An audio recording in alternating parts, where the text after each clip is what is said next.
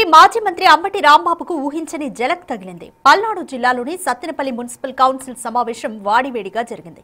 ఈ సమావేశంలో వైసీపీకి చెందిన మున్సిపల్ చైర్పర్సన్ లక్ష్మీ తులసి అంబటిపై అవినీతి ఆరోపణలు చేశారు.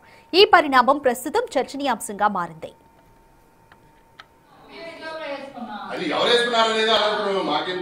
జేబులో అయితే వేసుకున్నారు వసూలు చేసి. ఈ విషయం ఆ రోజు విషయం ఎందుకంటే ఈ రోజు ప్లేన్ సైట్ అయ్యి సెంట్రల్ గవర్నమెంట్ ఎక్కడ ప్రపోజ్ రేపు స్టేట్ గవర్నమెంట్ సత్తెనపల్లి మున్సిపాలిటీ అవ్వాలనే వసూలు చేసిన వాళ్ళండి.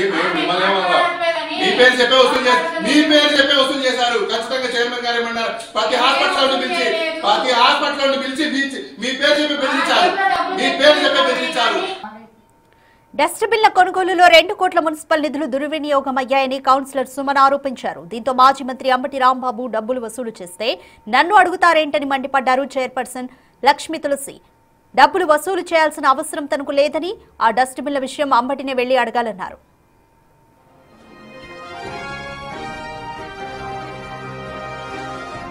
గతంలో సత్తెనపల్లి ఎమ్మెల్యేగా ప్రాతినిధ్యం వహించిన అంబటిపై తమ పార్టీకే చెందిన చైర్పర్సన్ అవినీతి ఆరోపణలు చేయడంతో వైసీపీ కౌన్సిలర్లు కంగుతిన్నారు. ఈ వ్యవహారం ప్రస్తుతం జిల్లాలో చర్చనీయాంశంగా మారింది. ఈ వ్యవహారంపై అంబటి రాంబాబు ఎలా స్పందిస్తారనేది వేచి చూడాలి. ఉత్పన్నం అవుతాయి. అక్కడ చిన్న కట్టడం కట్టడానికి జరిగినా కూడా విషవాయువులు ఉత్పన్నం అవుతాయి. కాబట్టి ఇక్కడ మానవులు నివసించడానికి నిర్మాణాలు నిర్మించడం కుదరదు అని ఆ రోజు కౌన్సిల్లో మాజీ మంత్రి గారు ఇదే చైర్పర్సన్ గారు పెట్టారు. 54 లక్షల రూపాయలు వాటిని క్లియర్ చేయడానికి అదొక